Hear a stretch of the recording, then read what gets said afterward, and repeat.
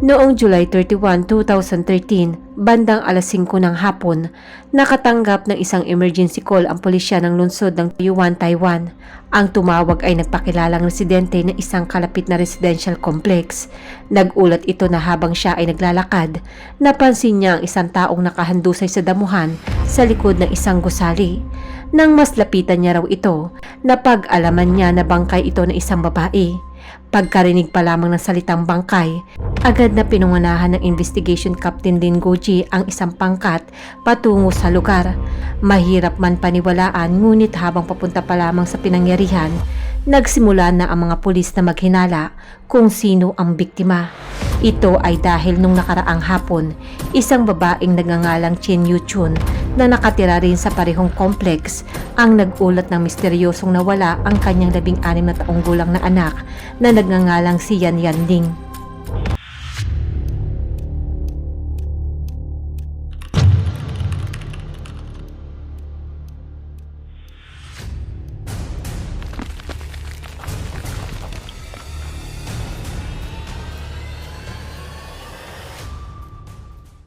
Ayon sa report ng ginang, noong July 30 ay kaarawan ng kanyang ama na siya ngang lolo ni Yan Yanling. Nagkasundo nga silang mag-ina na pumunta sa bahay ng ama kinagabihan upang magdiwang. Dahil nag-aaral si Yanling ng culinary arts sa isang vocational na mataas na paaralan at mahusay sa pagbibake, hiniling ng kanyang ina na siya ang gumawa ng birthday cake para sa kanyang lolo.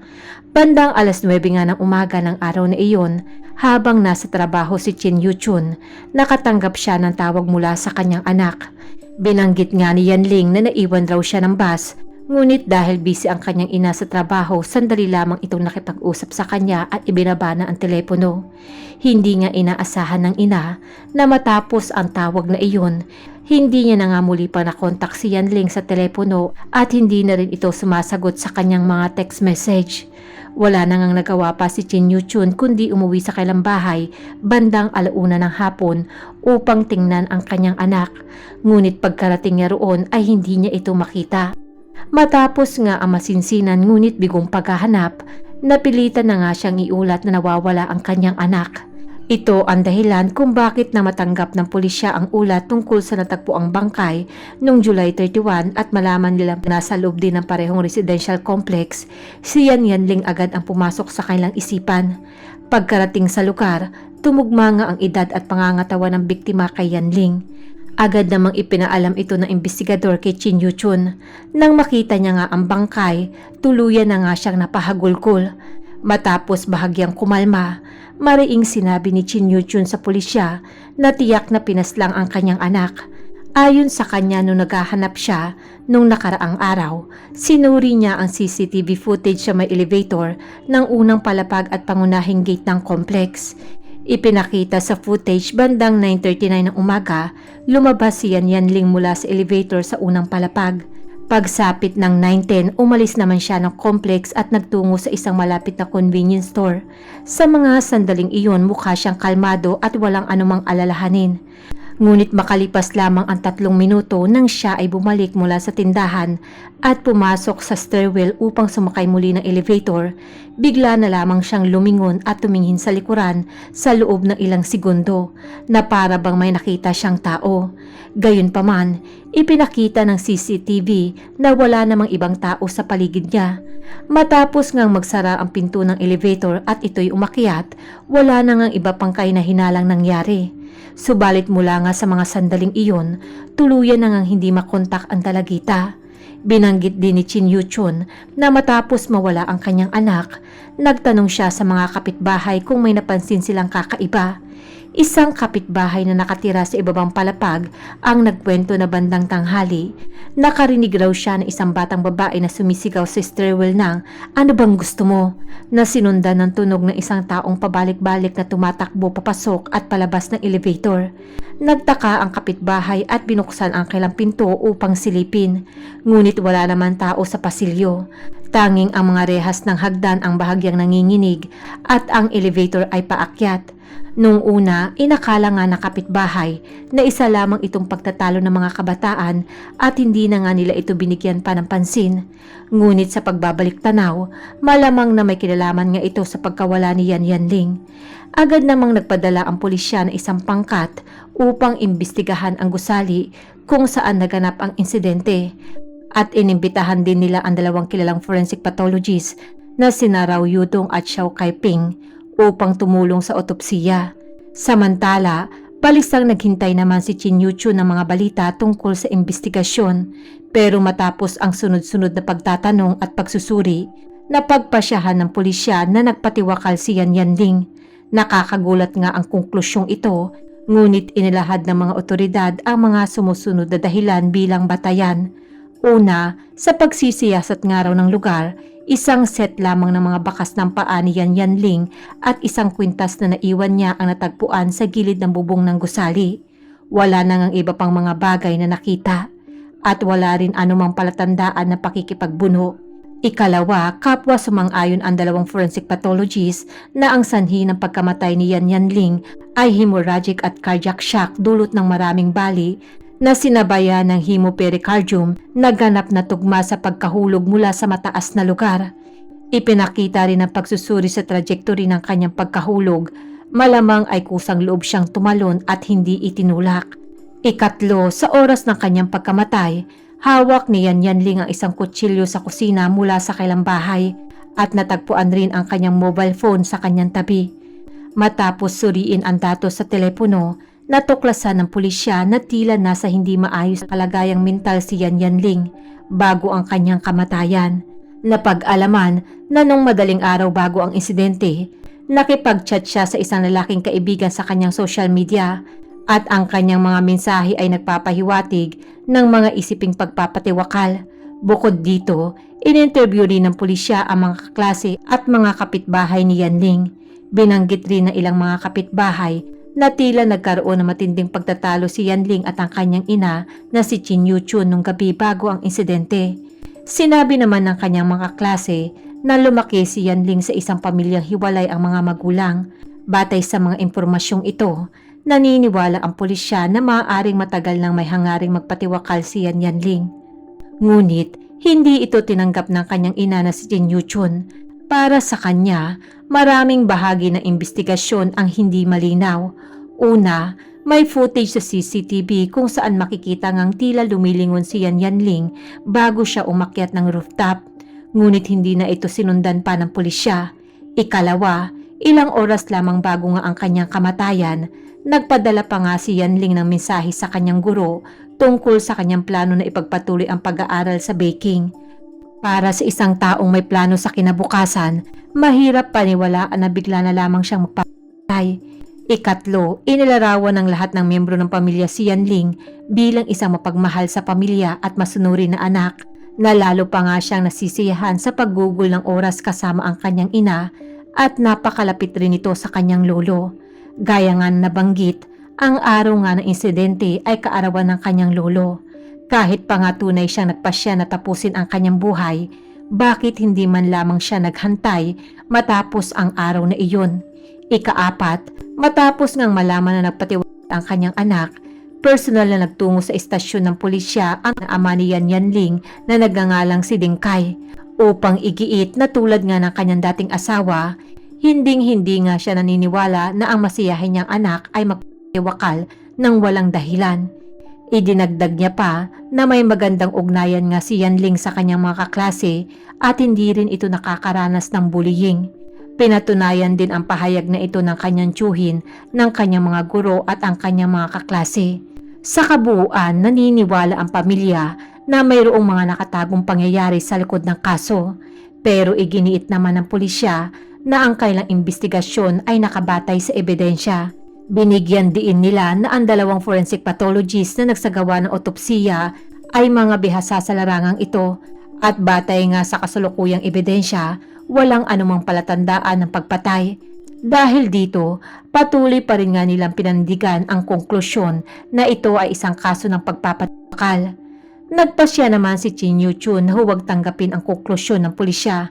Sa sarili niyang gastos humingi siya na ikalawang otopsiya mula sa isang mas kilalang eksperto na si Professor Gao Daichin, isang veteranong forensic pathologist na may mahigit 30 taong karanasan at libu-libong kaso nang nahawakan. At dito na nga nagsimulang magbago ang direksyon ng kaso. Nang masimulan nga ni Professor Gao ang ikalawang otopsiya, agad niyang napansin ang isang mahalagang detalye. Nakita niyang mahaba pa rin ang kuko ni Yan Yanling. Para sa forensic expert, napakahalaga ng mga kuko ng biktima. Sa mga kaso ngang mahinalang pagpatay, karaniwang itong pinuputol upang suriin kung may bakas ba ng balat o DNA ng ibang tao. Ngunit sa kasong ito, napansin nga ni Gao na hindi man lamang nasuri ang ilalim ng mga kuko ni Yan Yanling sa unang otopsiya. Ibig sabihin, hindi tuluyang naalis ang posibilidad na may nakipagbuno sa kanya. Hindi pa nga rito nagtapos ang pagkabigla ni Professor Gao. Napansin din niyang walang isinagawang pagsusuri sa mga pribadong bahagi ng katawan ng biktima. Para sa kanya, ito ay seryosong pagkukulang dahil kung walang ganitong pagsusuri, hindi maaaring tuluyang isantabi ang posibilidad na siya ay inatake o sinaktan bago mamatay. Habang mas maingat ngang sinusuri ang katawan bago pa man niya simulan ang paghiwa, napansin na rin ni Professor Gao ang 3 malinaw na sugat sa likod ni Yan Yanling. Ayon sa kanyang karanasan, ang mga sugat na ito ay tila natamo ilang sandali lamang bago siya mamatay. Bukod dito, ayon sa police report, ang kutsilyong hawak ni Yan Yanling ay walang nakitang fingerprint at wala ring bakas ng dugo. Para kay Gao, ito ay hindi normal. Kung hawak ito ng biktima hanggang sa huling sandali, bakit walang bakas ng fingerprint? Dito nagsimulang mabuo ang hinala ni Professor Gao, maaaring hindi nag-iisa si Yan Yanling sa rooftop nung mga sandaling iyon. Upang masigurado ang kanyang hinala, nagpasya si Gao na personal na puntahan ang mismong lugar ng insidente. Doon niya rin nalaman ang isang nakakagulat na impormasyon. Ang 2 forensic pathologist na unang nagsagawa ng otopsiya ay hindi man lamang nagtungo sa pinangyarihan ng insidente. Matapos ang sariling on-site investigation, dumating si Gao Daichin sa isang mahalagang konklusyon. Malabong ito ay isang simpleng pagpapatay. Natagpuan ang bangkay ni Yan Yanling sa damuhan, humigit kumulang 3.6 metro ang layo mula sa gusali. Sa kanyang karanasan, ang mga kaso ng aksidenteng pagkahulog o pagpapatiwakal, karaniwang na hindi lalampas sa 2.2 metro ang layo ng bagsak ng katawan. Para kay Gao, ang sobrang 1.4 metro ay hindi madaling ipaliwanag kung kusa lamang ang pagtalon. Ang pinakamakatwirang paliwanag ay may nagtulak sa kanya. Hindi lamang iyon, sa unang investigasyon ng pulisya, may natagpo ang bakas ng paas sa gilid ng rooftop sa ika-6 na palapag. Ang mga bakas na ito ay kinilalang kay Yan Yanling, ngunit may isang detalye na lalong nagpalakas ng hinala. Ang direksyon ng mga bakas ng paa ay papaloob, ibig sabihin tila paatras siyang nahulog mula sa rooftop. Dahil dito, hayagang sinabi ni Professor Gao Daichin na may humigit kumulang 70% na posibilidad na ito ay isang pagpatay at 30% lamang ang posibilidad ng pagpatiwakal. Ang pahayag ngang ito ay agad na nagdulot na matinding reaksyon mula sa publiko at media. At dito nga tuluyang sumiklab ang kontrobersya sa kaso ni Yan Yanling. Maraming tao naman ang nagtanong kung may ganitong karaming detalye ang napalampas, paanong naging posible na agad na idineklarang pagpapawakal ang kaso. Dito na nga napunta ang pansin ng publiko sa 2 forensic pathologists na unang nagsagawa ng otopsiya, lalo na kay Xiao Kaipin. Ayon sa mga netizen at ilang eksperto, may mga mahalagang hakbang sa investigasyon na hindi na isagawa. Una, hindi nasuri ang ilalim ng mga kuko ni Yan Yanling, isang karaniwang proseso sa mga kasong mahinalang pagpatay. Ikalawa, walang isinagawang examination sa pribadong bahagi ng katawan ng biktima, kaya't hindi nga tuluyang naalis ang posibilidad na siya ay inatake bago mamatay. Bukod pa dito, nabunyag din na ang 2 forensic pathologists ay hindi man lamang nagtungo sa mismong lugar ng insidente. Para sa marami, ito ay isang seryosong pagkukulang dahil mahalaga ang pag-unawa sa kapaligiran ng pinangyarihan upang masuri kung posible ba itong isang aksidente, pagpamatay o pagpatay. Dahil dito, maraming netizen ang nagtanong kung hindi nakita mismo ang rooftop, paano natiyak ang direksyon ng pagbagsak at ang galaw ng katawan. Hindi nga naglaon, mas lalong uminit ang usapin na matuklasan ng mga netizen na si Xiao Kai-pen ay nasangkot na noon sa ilang mga kontrobersyal na kaso. Bagamat nagmula nga siya sa isang pamilyang kilala sa larangan ng forensic medicine, may mga pagkakataon sa nakaraan na kwestiyon ang kanyang mga hatol sa malalaking kaso. Dahil dito lalong nadagdagan ang hinala ng publiko, ito ba ay simpleng pagkukulang o may mas malalim pang problema sa proseso? Kasabay nga ng pag-init ng diskusyon online, humarap din sa publiko ang ina ni Yan Yanling na si Chin Yuchun. Sa kanyang pahayag, hayagan niyang binatikos ang mga piskal at inakusahan sila ng kawalan ng pananagutan. Ayon nga kay Chin Yuchun, matapos mapansin ni Professor Gao na hindi ipinadala para sa pagsusuri ang mga kuko ng kanyang anak, si Gao pa nga mismo ang naputol ng mga ito at personal na ibinigay kay Prosecutor Dong Yunshin upang ipasuri. Ngunit sa kabila nito, hanggang sa magsimula ang unang paglilitis, hindi pa rin umano isinumite ng prosekusyon ang mga kuko para sa laboratory analysis. Mas lalo pa ngang ikinagalit ni Chin Yuchun ang sinabi umano ni Prosecutor Dong na maaari na ngang ipasunog ang bangkay ni Yan Yanling sa lalong madaling panahon. Para sa isang inang naghahanap ng katotohanan, ang pahayag na ito ay parang pagtatangkang burahin ang mga ebidensya. Ayon nga kay Chin Yuchun, kung hindi siya nagpilit ng ikalawang otopsiya, maaaring tuluyan nang nawala ang lahat ng mahalagang patunay sa kaso. Nang maisa publiko ang kanyang mga pahayag, sumabog ang galit ng publiko. Mas dumami ang naniniwalang hindi ito isang pagpatay, kundi isang pagpatay na hindi lubusang naimbestigahan. Habang patuloy ang galit at pagdududa ng publiko, pumasok sa eksena ang isa pang mahalagang bahagi ng kaso, ang mga haka-haka ng netizen. Sa social media at mga forum, unti-unting dumami ang mga post na nagtatanong, kung hindi ito pagpapatiwakal, ano talaga ang nangyari kay Yan Yanling?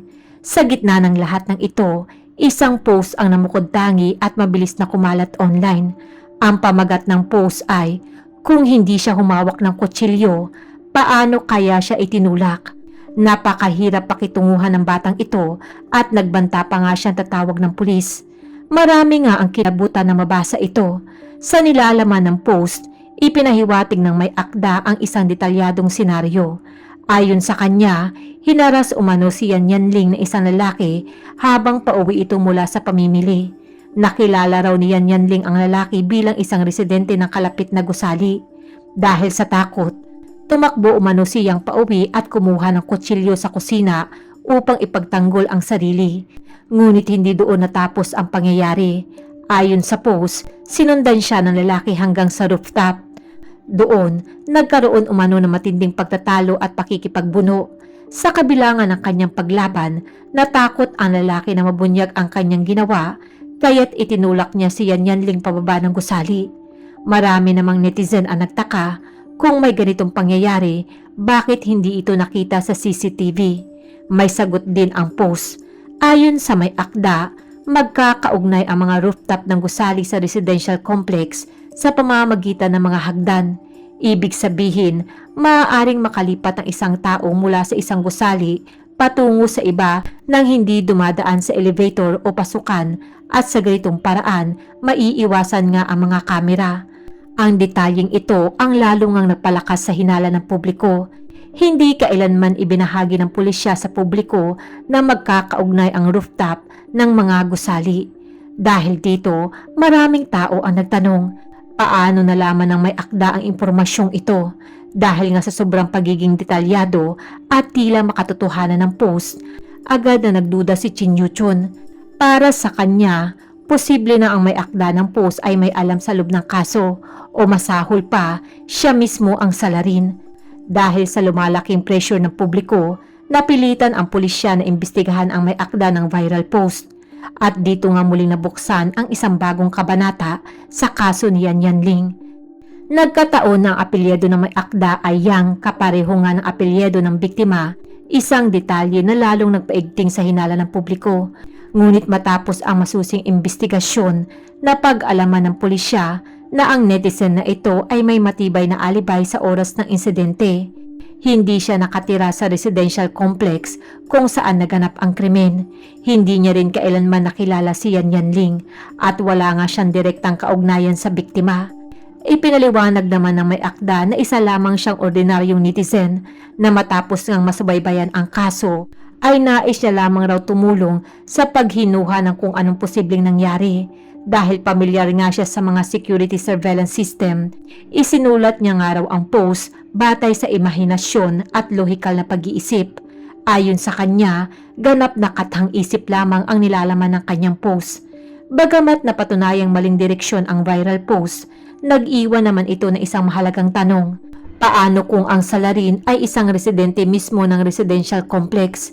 Mula rito, nagbago nga ang direksyon ng investigasyon. Nagsimula ang pulisya na gumawa ng listahan ng mga residente at isa-isang sinuri ang kailang mga background at galaw nung araw ng insidente. Sa prosesong ito, isang pangalan ang agad na nakatawag ng pansin, isang lalaking may apelyedong Bu na naninirahan sa parehong residential complex. Hindi lamang nga dahil residente siya, napag-alaman rin ng pulisya na si Wu at si Yan Yanling ay magkaklase mula ng middle school hanggang sila ay mag-high school. Matagal na nga silang magkakilala.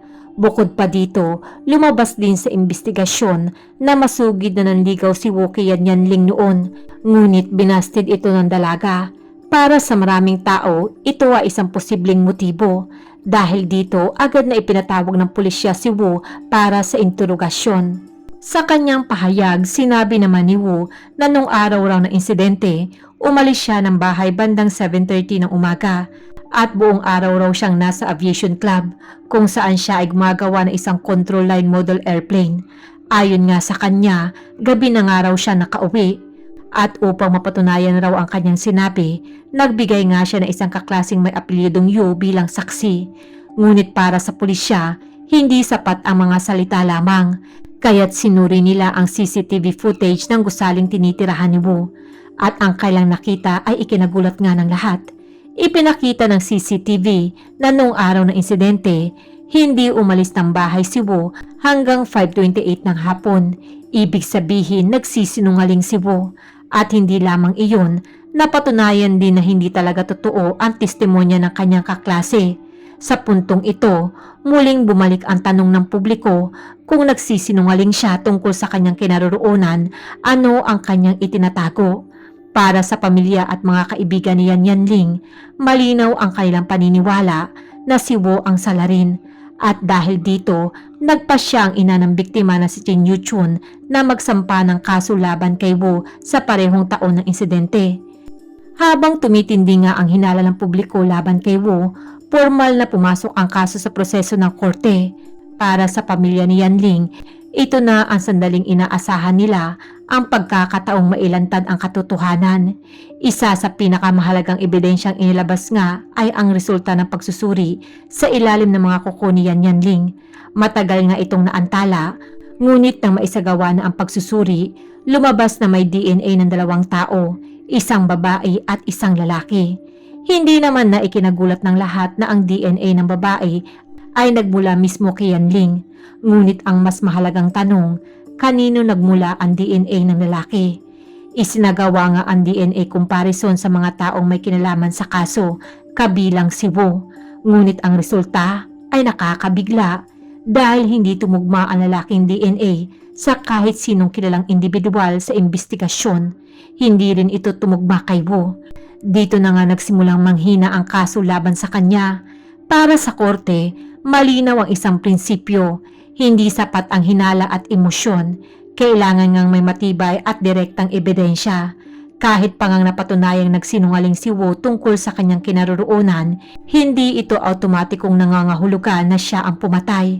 Ipinaliwanag rin ng depensa na ang pagsisinungaling raw ni Wu ay maaaring dulot ng takot, panik o kakulangan sa pag-iisip ng isang kabataan. Samantala, iginiit naman ng pamilya ni Yan Yanling na ang DNA sa ilalim ng mga kuko ay maaaring hindi galing sa salarin. Sa oras nga ng insidente, hawak nga ni Yan Yanling ang isang kutsilyo. Posible umanong hindi niya nga nagamit ang kanyang mga kuko upang ipagtanggol ang kanyang sarili, kaya't maaaring wala talagang DNA ng salarin sa ilalim nito. Ngunit sa kabila ng argumentong ito, nananatiling kulang ang ebidensya upang direktang ituro si Wu bilang may sala. Pagkatapos ng mahabang proseso ng investigasyon at paglilitis, dumating na nga ang araw ng hatol. Sa kabila ng lahat ng pagdududa, teorya at kontrobersya, nagpasya ang hukuman na ipawalang sala si Wu dahil sa kakulangan ng sapat na direktang ebidensya. Ayon nga sa korte, bagamat napatunayang nagsinungaling si Wu tungkol sa kanyang kinaroroonan nung araw ng insidente, ang pagsisinungaling ay hindi automatikong katumbas ng pagpatay. Ang DNA nga natagpuan sa ilalim ng mga kuko ni Yan Yanling ay hindi tumugma kay Wu o sa sinumang nasa talaan ng pulisya. Dahil dito, hindi siya maaaring hatulan batay lamang sa hinala. Nang ipahayag ang desisyon, muli namang sumiklab ang galit at lungkot ng publiko. Maraming naniniwala na hindi lubos na nabigyan ng hustisya si Yan Yanling. Sa social media, umulan nga ang komento, kung hindi siya ang gumawa, bakit siya nagsinungaling? Paanong naging pagpapatiwakal kung napakaraming butas sa ebidensya?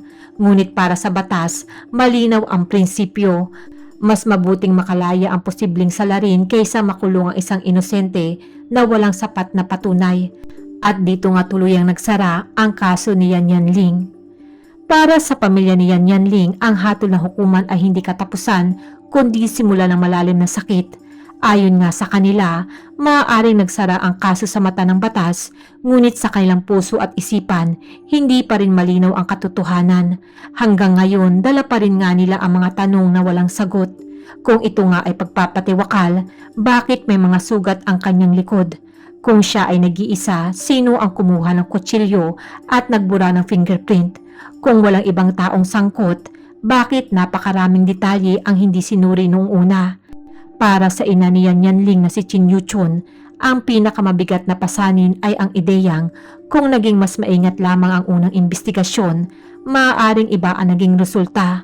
Naniniwala siyang may mga ebidensyang tuluyang nawala, hindi dahil sa oras kundi dahil sa kapabayaan.